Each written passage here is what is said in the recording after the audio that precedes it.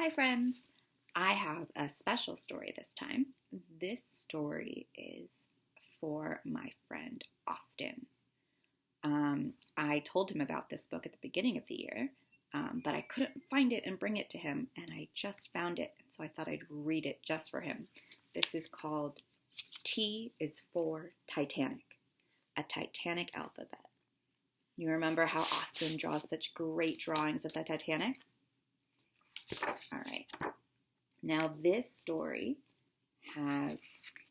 is a nonfiction book because it's about something real and has facts about the Titanic, and it has a fact about the Titanic for every letter of the alphabet. Our first letter is A, but then it also has a lot of extra more detailed information, which is really cool.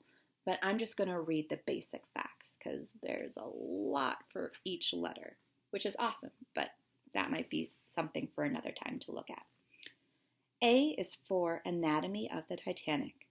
The RMS Titanic included 10 decks in all. It was the world's largest moving object at 175 feet tall.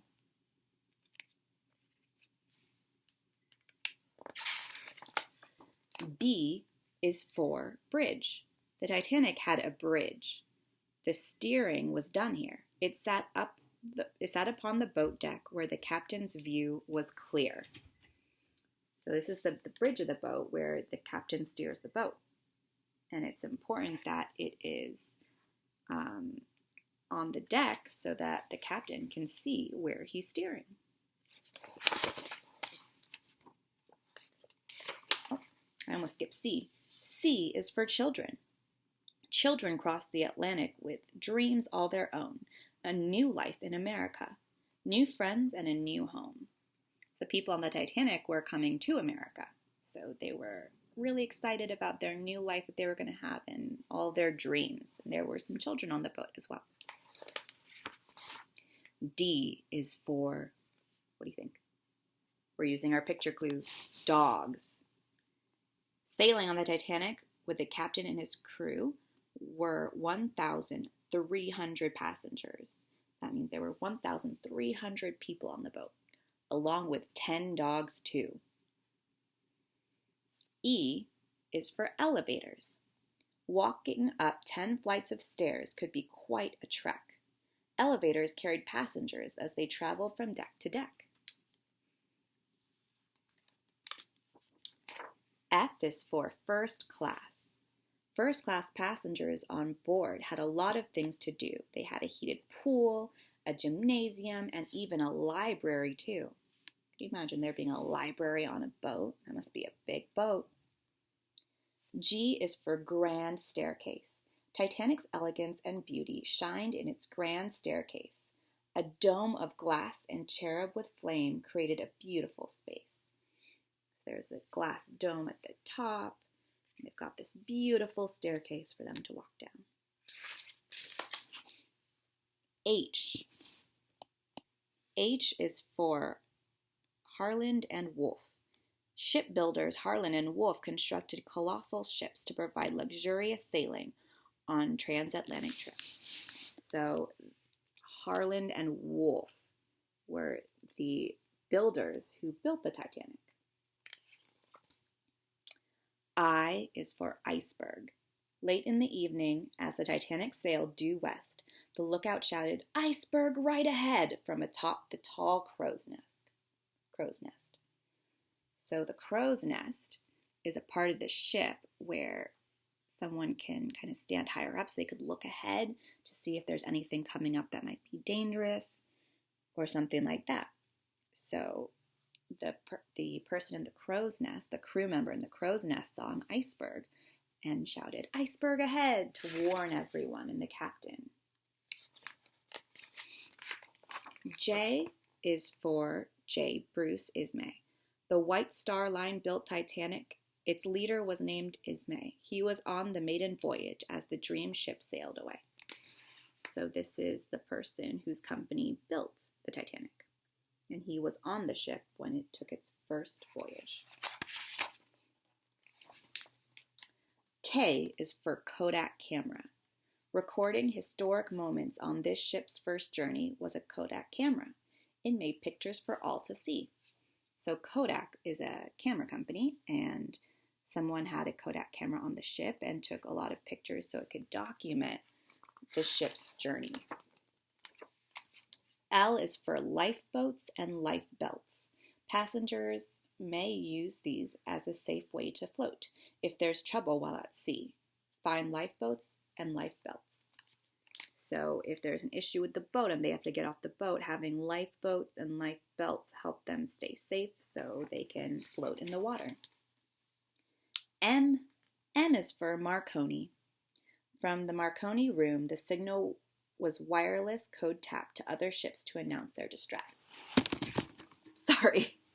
So when the ship hit the iceberg, or when they saw that there was going to be danger, they messaged other ships in this room so they could get help or to warn them. N is for Navratil. Rescued in a lifeboat were 2 French boys, saved with help from father. It brought mother tears of joy. So these were 2 people who were saved, 2 children who were saved, and it made their mom so happy. O is for Olympic. The Olympic was a sister ship in the White Star Line. Along with the Titanic, she'd make this company shine. So the Olympic was the Titanic's sister ship. P is for post office and postal workers. Those are good examples of community helpers, huh? A sailing post office on a very large scale. The ship carried nearly 7 million pieces of mail. Oh, I did not know that. How interesting. Q is for Queenstown. Titanic sailed from England, then a port of call in France. Her last stop was Queenstown before Atlantic's vast expanse.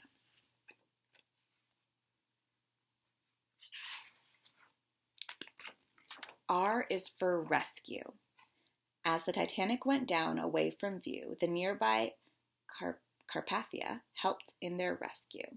So a ship nearby, when they called the ship from the Marconi room, a ship nearby came to help rescue as many people as they could.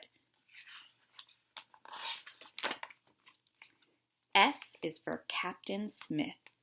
In his darkest hour, when Captain Smith feared the worst, he ordered women and children to be put in lifeboats first. So this was the captain, and he was trying to help save as many people as he could. T is for the Titanic, of course. The RMS Titanic, in its day, was a ship of luxury. The events of April 1912 made naval history. U is for U.S. inquiry. For 3 weeks, officials met a U.S. inquiry, finding ways for safer travel aboard sailing ships at sea. So after the Titanic, people from the United States met to figure out how we could make riding on ships safer for people. V is for violinist. When Titanic was in danger, the violinists began to play cheerful tunes like ragtime to keep passengers' fears at bay. So when there was trouble, musicians kept performing so that they could help calm people down and make them feel a little bit better and a little less scared. W is for watertight doors. In case of flooding, Titanic's crew could close special doors, thus preventing seawater from spreading to other floors. X marks the spot where the Titanic sank, and X is where Titanic was lost, and many sorrows remain. Not until much later would Titanic be seen again. So Titanic started here, and then went to a port in France, and then went to Queenstown, and then was sailing across the Atlantic Ocean trying to get to the United States. But X marks the spot, and that's where the Titanic hit the iceberg. Y is for the years 1912 and 2012. The year 1912, the Titanic was lost. Only a third would survive. Telling their stories honors them and keeps their memories alive. And our last letter of the alphabet, Z.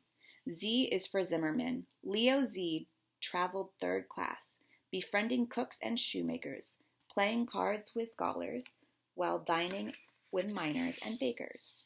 So this is a passenger who was on the Titanic. And that's the end. I hope you learned something new about the Titanic and Austen. I hope you liked this story. I would like to challenge you all to find a nonfiction book that you can read, whether it's at home. You could search on YouTube to find a read aloud of a nonfiction book, but read a nonfiction book or listen to a nonfiction book and tell me about something you learned from it. You could write me a little note and tell me some details that you learned or if you found it interesting. And I'm excited to hear about the things that you learned about. Bye, everyone.